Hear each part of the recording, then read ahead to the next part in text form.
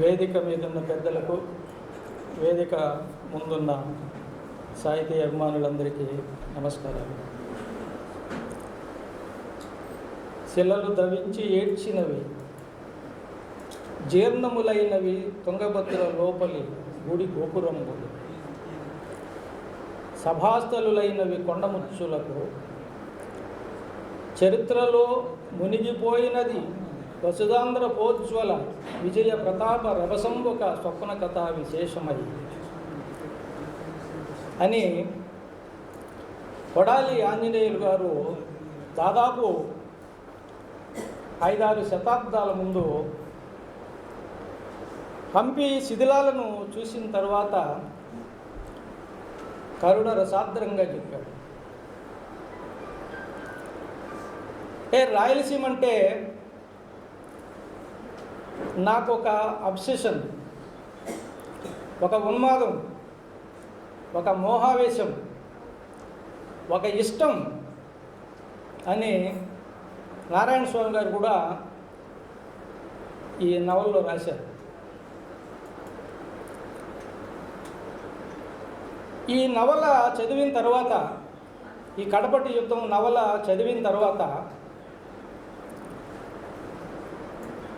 చదివిన వాళ్ళందరూ కూడా అలాంటి మోహావేశానికి గురవుతారనడంలో ఏమాత్రం సందేహం లేదు. 15-20 రోజుల ముందు నారాయణ స్వామి గారు ఫోన్ చేసి, మీరు రాసిన ఒక వ్యాసాన్ని నేను పాత్రలు మార్చి యథాతథంగా నా నవల్లో పెట్టుకున్నారు, ఆ నవల ఆవిష్కరణ జరుగుతుంది, మీరు బొమ్మన్ గారు కూడా వస్తారు, మీరు కూడా రావాలి అన్నప్పుడు తప్పకుండా వస్తాను సార్ అని చాలా సంతోషాన్ని వ్యక్తం చేశాను. ఆ రోజే బొమ్మన్ గారు ఆయన దిశలో రాసిన వ్యాసాన్ని నాకు వాట్సాప్లో ఫార్వర్డ్ చేస్తే, వ్యాసాన్ని చదివిన తర్వాత మరుసటి రోజు ఆ నవల తీసుకొని వచ్చాను. ఆ నవల తీసుకొని వచ్చిన తర్వాత ఈ మధ్యకాలంలో నేను ఈ కథలు, కవిత్వం తప్ప నవలల జోలికి దాదాపు 5-6 సంవత్సరాలుగా నేను నవలలు అనేవి చదవడం లే. మళ్ళీ ఈ మధ్య ఒక సంవత్సరం ముందు కేశవరెడ్డి అతడు అడుగుని జయించాడు, మగవాని పిల్లన గురువి, ఈ 2 నవలలు తప్పితే వేరే నవలలు చదవల. స్వతహాగా చరిత్ర అధ్యాపకుడిని కాబట్టి నేను దాదాపు 3 దశాబ్దాల పైన పిల్లలకు పాఠాలు చెప్పినటువంటి విజయనగర చరిత్రకు సంబంధించిన నవల కాబట్టి ఈ నవలలో ఏమి రాశారు, చరిత్రకు సంబంధించినటువంటి విషయాల గురించి మాట్లాడమని కోరినారు కాబట్టి అసలు చరిత్రలో ఏం జరిగింది, నారాయణ స్వామి గారు ఏమి రాశారు తెలుసుకోవాలి అనేటువంటి ఉద్దేశంతో ఆ నవల దాదాపు 6 రోజులు పూర్తిగా నవలంతా చదివేసిన తర్వాత ఇందులో రచయిత చెప్పినటువంటి అంశాలు, చరిత్రకు సంబంధించినటువంటి ఆధారాల్లో ఎక్కడైనా కూడా ఉన్నాయా? నిజానికి కల్పితమైనటువంటి చారిత్రకమైనటువంటి నవలల్లో చరిత్రకు సంబంధించినటువంటి విషయాలు తక్కువగానే ఉంటాయి. ఎందుకంటే ఇది కాల్పనిక సాహిత్యం కాబట్టి. రచయిత గారే ఈ నవల్లో ఒక చోట నేను కల్పించినటువంటి పాత్రలు కల్పితం కానీ వాటి వెనక ఉండేటటువంటి భూమిక వాస్తవికమైనది, చారిత్రకమైనది అని చెప్పారు. మొత్తం ఒకసారి చదివేసిన తర్వాత విజయనగర సామ్రాజ్యానికి సంబంధించినటువంటి పుస్తకాలు మళ్ళీ ఒకసారి చదవడం జరిగింది. ఆ సందర్భంలో ఖమ్మంపాటి సత్యనారాయణ గారు రాసినటువంటి history and culture of Andhra Pradesh అలా సమగ్రమైన రచన, ఆయన కంక్లూజన్స్ అన్నీ కూడా మార్క్సిస్టు దృక్పథంతో ఉన్నప్పటికీ తెలుగు చరిత్రకు సంబంధించి, రాజవంశాలకు సంబంధించి అంత సమగ్రంగా మరెవరూ రాయలేరు. అలాగే 1900 సంవత్సరంలో రాబర్ట్ సీవెల్, బళ్ళారి జిల్లా కలెక్టర్గా ఉండేటటువంటి సీవెల్ ఏ ఫర్గాటన్ చాప్టర్ అనే పేరుతో దాన్ని తెలుగులో కూడా విస్తృత విజయనగర సామ్రాజ్యం అనే పేరుతో కూడా వచ్చింది. ఆ పుస్తకంలో ముఖ్యంగా విజయనగర సామ్రాజ్యానికి సంబంధించి విదేశీయులు అంటే చాలామంది ఈ 4 రాజవంశాలు సంగమ, సాళువ, తుళు, ఆరవీడు, ఈ 4 రాజవంశాల్లో చాలామంది విదేశీయులు విజయనగర సామ్రాజ్యాన్ని దర్శించి హంపీని గురించే కాకుండా విజయనగర సామ్రాజ్యం మొత్తం ఎంత సుభిక్షమైందో, రాచరిక వ్యవస్థతో పాటు సామాన్యమైనటువంటి ప్రజా జీవనం ఎలా ఉన్నిందో, విదేశీ వ్యాపారాలు ఎలా ఉన్నాయో చాలామంది ఇబన్ బటూటా కానీ, పేస్ కానీ, న్యూనిజ్ కానీ, అబ్దుల్ రజాక్ కానీ ఇట్లా చాలామంది విదేశీయులు రావడం జరిగింది. వాళ్ళందరూ కూడా గ్రంథస్థం చేశారు. అలాగే Indian council of historical research అనే సంస్థ బెంగళూరులో విజయనగరాన్ని కృష్ణదేవరాయ అనే పేరుతో ఒక సెమినార్ను నిర్వహించి దేశంలో ఉండే పండితులందరినీ కూడా ఆహ్వానించి పత్రాలని సమర్పించి వాటన్నిటిని కూడా ఒక మంచి పుస్తకంగా వేశారు. అందులో కూడా తల్లికోట యుద్ధానికి సంబంధించినటువంటి ఒక మంచి వ్యాసం ఉంది. ఆ వ్యాసం నిజానికి తల్లికోట యుద్ధంలో అంటే అహ్మద్ నగర్ నవాబు దగ్గర దండనాయకుడిగా ఉండేటటువంటి వ్యక్తి స్వయంగా యుద్ధ తంత్రాలన్నింటినీ కూడా గమనించినటువంటి వ్యక్తి రాశాడు ఆ పుస్తకాన్ని. ఇవన్నీ చూసిన తర్వాత నారాయణ స్వామి గారు ఇది కాల్పనిక నవల, కల్పన అని అన్నప్పటికీ కూడా అందులో అనేకమైనటువంటి చారిత్రక అంశాలు అంటే 1-2 చోట్ల ఉదాహరణకు తల్లికోట యుద్ధంలో అలీరామరాలు పక్షాన దాదాపు 10 లక్షల మంది పాల్గొన్నారని నారాయణ స్వామి గారు రాస్తే ఆ నవాబుకు సంబంధించినటువంటి వ్యక్తి 6 లక్షల మంది సైన్యము పాల్గొన్నారని రాశారు. ఇట్లా కొన్ని చిన్న చిన్న ఇవి తప్పితే మిగతాటివన్నీ కూడా అట్లాగే శ్రీజర్ ఫ్రెడరిక్ అని ఆయన 1565లో రక్కస తంగడి యుద్ధం జరిగితే 67లో ఆయన హంపీని దర్శించారు. అంటే 2 సంవత్సరాల తర్వాత హంపీకి వెళ్ళి హంపీ పరిస్థితి ఎట్లా ఉందో వాటన్నిటిని కూడా ఆయన చాలా అద్భుతంగా గ్రంథస్థం చేశాడు.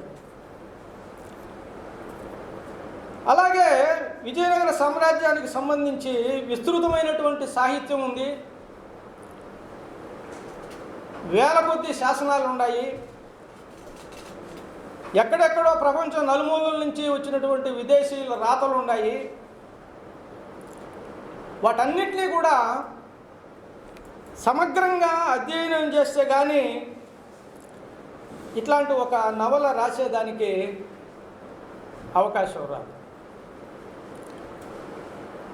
ఈ నవల మొత్తం చదివితే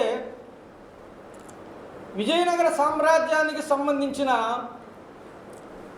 అతి సూక్ష్మమైన విషయాన్ని కూడా నారాయణ స్వామి గారు అవగతం చేసుకున్నారు, ఆయన చదివినారు అనే విషయం నాకు బోధపడింది. అంటే పాత్రలు కల్పితమైనప్పటికీ కూడా దానికి ఏదో ఒక ఆధారం లేకుండా రచయిత ఏ కల్పిత పాత్రను సృష్టించలేదు. ఉదాహరణకు ఈ నవల మొదట్లోనే ఆనుగుంది పైన వీళ్ళు దండయాత్ర చేసినప్పుడు ఢిల్లీ సుల్తానులో 2 కత్తుల వంశానికి సంబంధించిన రామదాసు ఆ విగ్రహాల్ని రెడ్డి రాజ్యంలో ఉండేటటువంటి అద్దంకికి తీసుకొని వెళ్ళేటటువంటి విషయాన్ని గోపన్న కథను ఆధారంగా తీసుకున్నారు. ఆ గోపన్న పైనే నేను మధ్యయుగంలో మహావీరుడు గోపన్న అని రాసింది. అంటే శ్రీరంగంలో అంటే ఒకసారి గోపన్న మొదటి బుక్కరాయల కాలంలో చెంచి దుర్గాధిపతిగా ఉండేవాడు. ఆయన స్వస్థలం నారాయణవనం. తెలుగు సాహిత్యంలో కూడా గొప్ప ప్రావీణ్యం ఉండేటటువంటి వాడు. సింధుమతి విలాసం అనే ఒక ప్రబంధాన్ని కూడా రాశాడు. ఆయన ఒకసారి తిరుమలకు వెళ్ళినప్పుడు అక్కడ రంగనాయకుల మండపంలో ఉండే రంగనాథ స్వామి విగ్రహాన్ని చూసి, ఇది ఎందుకు ఇక్కడ ఉన్నది అంటే అక్కడ పూజారులు చెప్తారు, ఇట్లా తురుష్కుల దండయాత్రల వలన శ్రీరంగం నుంచి ఆ విగ్రహాలను తీసుకొని వచ్చి ఇక్కడ పెట్టారు, ఆ విగ్రహాలు మళ్ళీ ఇక్కడికి తీసుకొని వెళ్ళాలి, మీలాంటి వీరులు ఆ పని చేయాలి అని చెప్పి దేవాలయ అధికారులు కోరినప్పుడు, అంటే దాదాపు 40 సంవత్సరాలు అవి తిరుమలలోనే ఉంటాయి. అదే శ్రీ రంగదేవ యాదవ మహారాయులే రంగమండపాన్ని కూడా కట్టించారు. ఆయన ఈ నారాయణవనం పాలకుడు. సరేనని చెప్పి అత్యంత ధైర్య సాహసాలతో ఆయన ఆ విగ్రహాల్ని చాలా కష్టాలు పడి ముస్లింలతో యుద్ధాలు చేసి, తర్వాత కొంతమంది దేవాలయ అధికారులు కూడా ముస్లింల సైన్యానికి పంపించి వాళ్ళ దగ్గర నుంచి రహస్య సమాచారాన్ని సేకరించి వాళ్ళు ఏ ఏ ప్రాంతాల్లో అయితే తిరుగుతూ ఉన్నారో ఆ ప్రాంతాలు కాకుండా వేరే దారులు గుండా ప్రయాణించి పొంగనూరు మొదలుకొని తమిళనాడులో ఉండేటువంటి సమయవరం మొదలైనటువంటి ప్రాంతాలన్నీ తిరిగి ఆయన ఆ విగ్రహాల్ని శ్రీరంగంలో ప్రతిష్ఠిస్తాడు. ఎప్పుడైతే తురుష్కుల దండయాత్రలు జరుగుతాయో ఆ ప్రాంతాన్ని వదిలి వెళ్ళిపోయినటువంటి వేదాంత దేశకులు,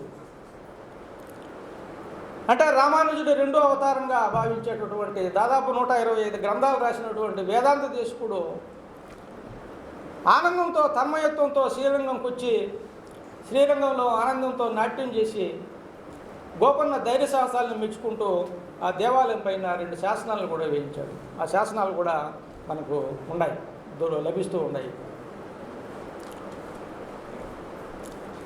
దాన్ని నారాయణ స్వామి గారు చాలా తెలివిగా మళ్ళీ తల్లికోట యుద్ధం తరువాత మళ్ళీ ఇంతకుముందుగా లక్ష్మీనరసయ్య గారు చెప్పినట్టుగా తండ్రి భక్తికి ఏమాత్రం వారసుడు కానటువంటి ఆయన కొడుకు ఉత్తన్న కొడుకు హంపన్న వాటిని మళ్ళీ పెనుగొండకు చేర్చాలనేటువంటి ఉద్దేశంతో వాటిని తీసుకొని పోయేటటువంటి క్రమంలో ఆయన క్షతగాత్రుడు కావడం, చనిపోయేటటువంటి పరిస్థితి దాపురించినప్పుడు రహమాన్ అనేటువంటి వ్యక్తి దానికి సంబంధించినటువంటి తామ్రపత్రాన్ని చూడడం, ఆ తామ్రపత్రాన్ని చూస్తానే ఆయనకు మళ్ళీ మొత్తం గతమంతా కూడా గుర్తొస్తుంది. ఈ రెహమాన్ అనేవాడు ఎవడో కాదు, 2 కత్తుల రామదాసు తమ్ముడైనటువంటి లక్ష్మణదాసు కొడుకు, అంటే లక్ష్మణదాసు మనవడు. అంటే ఎప్పుడో 14వ శతాబ్దం ప్రారంభంలో ఆయన ఢిల్లీకి వెళ్ళి ముస్లిం అయిపోయిన తర్వాత ఈ మనవడు అనేవాడు రెహమాన్ అనేవాడు మళ్ళీ నవాబు దగ్గర సేనా నాయకుడుగా ఉంటాడు.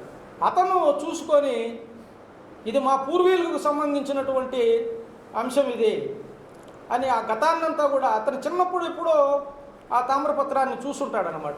రామాలయ ప్రవేశం కోసము వాళ్ళు చేసేటటువంటి పోరాటం అంతా కూడా అతని కళ్ళ ముందు మెదులుతుంది.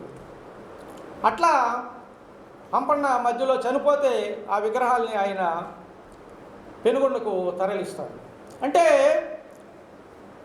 ఇంత ముందుగా నవల్లోనే చాలా స్పష్టంగా ఏ మతాన్ని ఆయన విద్వేషంగా చూపించలే. ఇందులో జిహాద్ అనేది కూడా ఫెరిస్తా రాసినటువంటి కథనాల్లో కూడా ఉంది. అది ఏదైనా ఒక భావోద్వేగం అనేది సైనికుల్లో రెచ్చగొట్టకుండా ఉంటే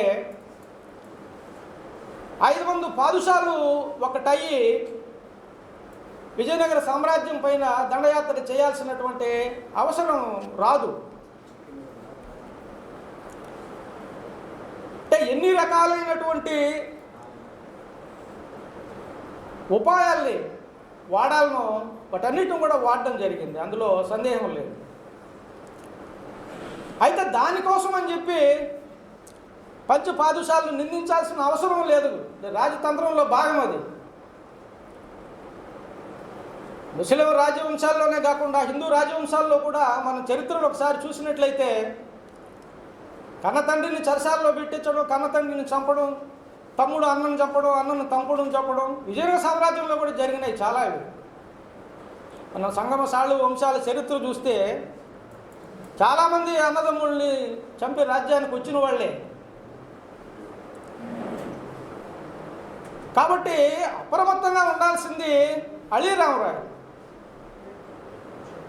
అప్పుడే అలా ఉంటే ఈ మధ్యకాలంలో ఒక నెల ముందే మీరు న్యూస్ పేపర్లో కూడా చూస్తుంటారు, తెలంగాణలో సర్పంచ్ పోటీకి 3వ బిడ్డ ఉండకూడదంటే ఒక అమ్మాయిని చంపేస్తాడు తండ్రి. పదవి వ్యామోహం అనేది, అధికారం అనేది మనిషిని ఉన్మాదుని చేస్తుంది. అలాగే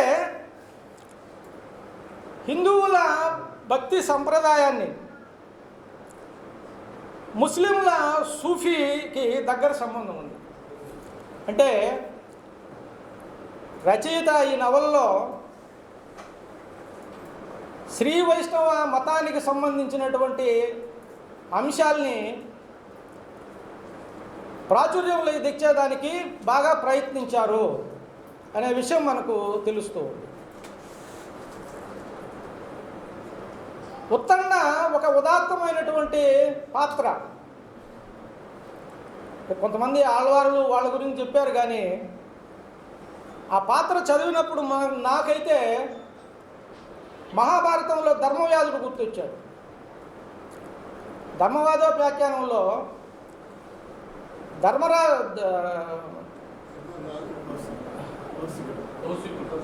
కౌశికుడు ధర్మవ్యాధుడు దగ్గరికి వెళ్ళి ధర్మం నేర్చుకోవాల్సినటువంటి పరిస్థితి వచ్చింది. అతను కూడా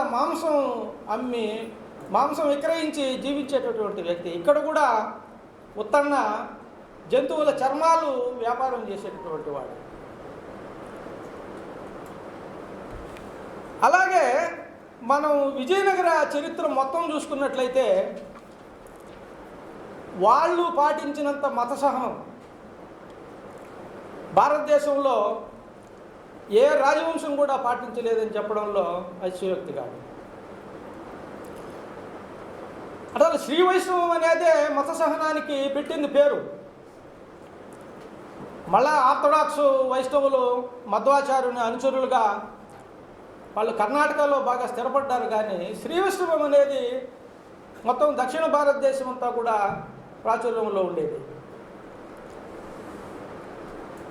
ఈ వంశానికి, విజయనగర వంశానికి మొదటి చక్రవర్తుల్లో ఒకటైనటువంటి మొదటి బుక్కరాయలు శ్రావణ బెళగొడలో ఒక శాసనాన్ని వేయించాడు 1442లో. ఆ శాసనంలో ఆ శాసనంలో ఉండే ప్రధాన విషయం ఏమంటే, మొత్తం దక్షిణ భారతదేశంలో శైవులకు జైనులకు మధ్య గొడవలు జరిగి చాలామంది చనిపోతారు కొట్టుకొని. అప్పుడు బుక్కరాయలు దేశంలో ఉండే శైవ మతాచార్యుల్ని, దేశంలో ఉండే జైన మునులందరినీ కూడా శ్రావణ బెళ్ళకులకు రమ్మని అక్కడ ఒక సమావేశాన్ని ఏర్పాటు చేసి, అన్ని ధర్మాలు ఒకటే,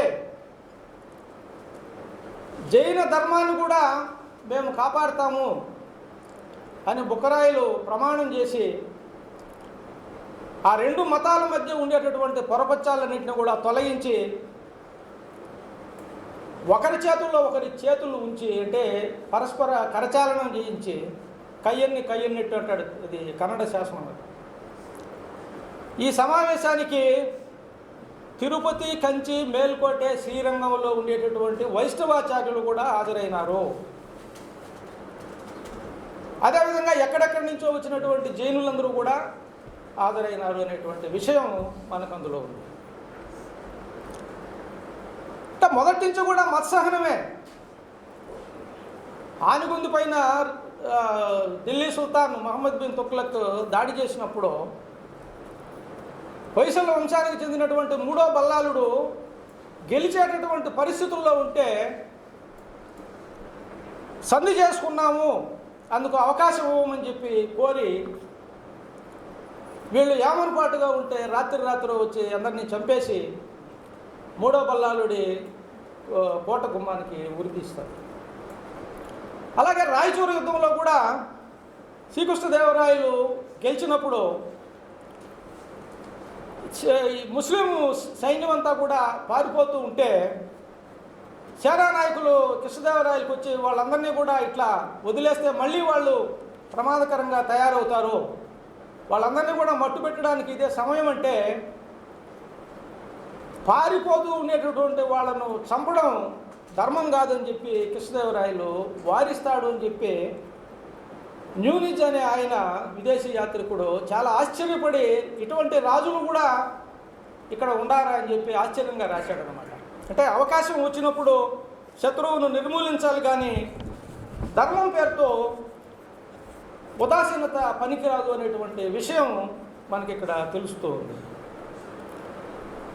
అలాగే ఈ కడపటి యుద్ధంలో నారాయణ స్వామి గారు ఈ సానుల గురించి, వేశ్యల గురించి చాలా విస్తృతంగా రాశారు.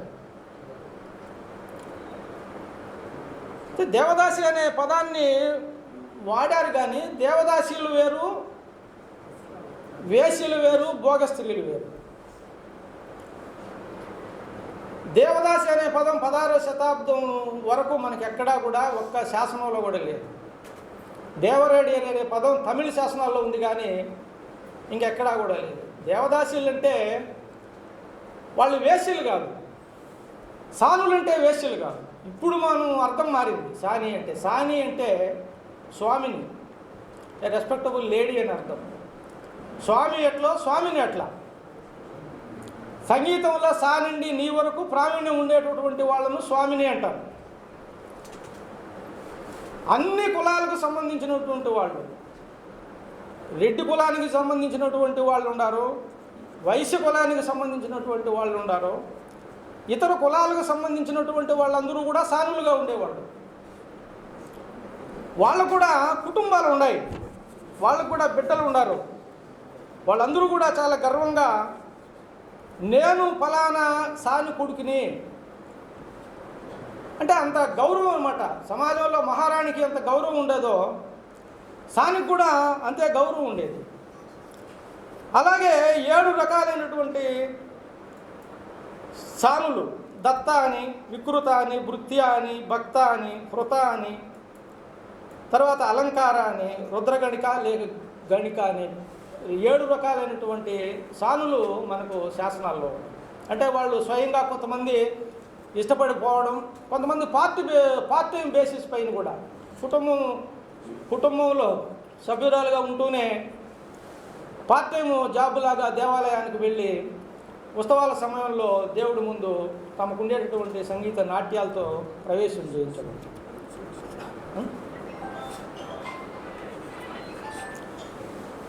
సో అలాగే ఈ వేశ్యల గురించి కూడా చాలామంది విదేశీయులు రాశారు.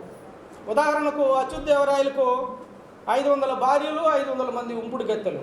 ఇంతకుముందుగానే సార్ చెప్పినట్టుగా వాళ్ళకు వరుసగా రూములు ఉంటాయి. రూములో నుంచి వాళ్ళు బయటకు వస్తారు.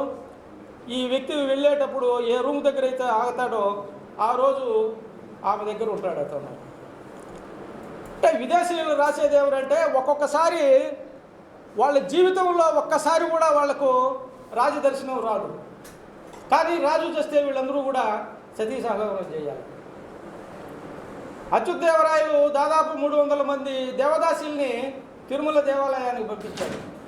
వాళ్ళల్లో తిరువెంకట మాణిక్యం అనే ఆమె 12 సంవత్సరాల్లో 14,200 బంగారు నాణ్యాలు స్వామికి దానంగా ఇచ్చింది.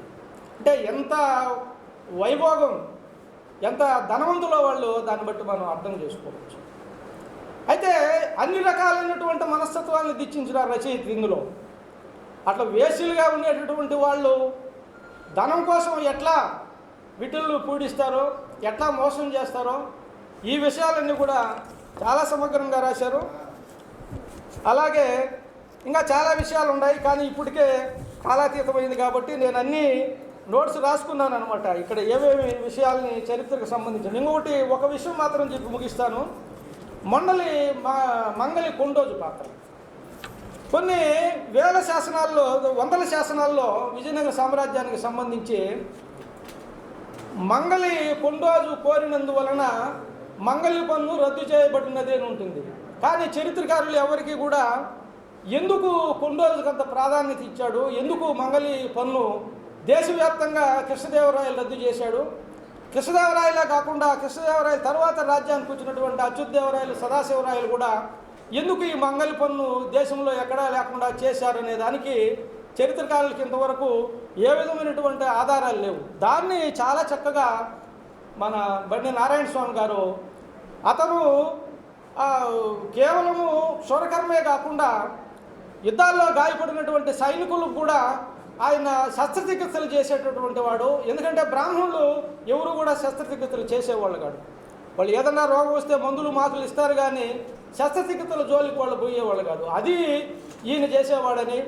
ఒకసారి కృష్ణదేవరాయలు సేనాని యుద్ధంలో పడి గాయపడి ఉంటే ఎక్కడెక్కడి నుంచో వచ్చినటువంటి వైద్యులంతా కూడా ఇతను ఇక పనికిరాడు, యుద్ధం చేయలేడు అని చెప్తే ఆ సందర్భంలో మంగలి కొండోజు వైద్యం చేసి అతన్ని బతికిచ్చి మళ్ళీ అతను సేనా నాయకుడుగా యుద్ధ రంగంలోకి పోయేదానికి సహాయం చేశాడని, ఆ కృతజ్ఞతతోనే కృష్ణదేవరాయలు మంగళ పన్ను రద్దించాడు అని ఒక ఆమోదయోగ్యమైనటువంటి ఒక అద్భుతమైనటువంటి విషయాన్ని ఆయన ఈ రచయిత ఈ నవల్లో ప్రతిపాదించారు.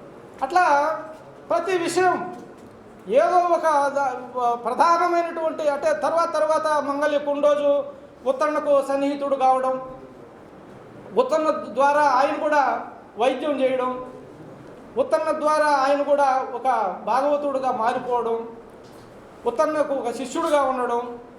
కేవలం ఉత్తరణ లాంటి వాళ్ళే కాకుండా నలుగురు బ్రాహ్మణ పండితులు ఎవరైతే ఉత్తరణ పైన కుట్ర పన్నుతారో వాళ్ళల్లో ఒకడైనటువంటి గోవింద శాస్త్రి కూడా ఈయన ఉత్తరణ శిష్యుడు కావడం. అంటే ఏ దక్కనీయ సంస్కృతిలో అయితే హిందువులు కానీ, ముస్లింలు కానీ, క్రిస్టియన్లు కానీ ఏ విధమైనటువంటి భేదభావం లేకుండా, కక్షా కార్పణ్యాలు లేకుండా అన్యోన్యంగా జీవిస్తూ ఉన్నారో అటువంటి దక్కనీయ సంస్కృతి ఈనాటి అవసరము. అంతేగాని హిందువుల మీద, ముస్లింల మీద ద్వేషాన్ని పెంచడమో, ఇంకొక విషయాన్ని ప్రచారం చేయడమో కాదు అనేటువంటి ఒక సందేశాన్ని చాలా స్పష్టంగా, అంటే ఇంతకుముందుగా నేను చెప్పినట్లుగా ఈ శ్రీరాముడు సీతారామ సమేతుడు అనేటువంటి విగ్రహాల్ని రెహమాన్ ఏ విధంగా అయితే తీసుకొని వెళ్తాడో అది ఒక ప్రధానమైనటువంటి పాయింట్ ఈ నవల్లో. ఆ దక్కనీయ సంస్కృతిని ప్రతిష్ఠించేదానికి ఈ నవల్లో నారాయణ స్వామి గారు అహరహం కృషి చేశారని నేను భావిస్తూ ఈ అవకాశం ఇచ్చిన బాధ్యులందరికీ ధన్యవాదాలు తెలియజేస్తున్నాను.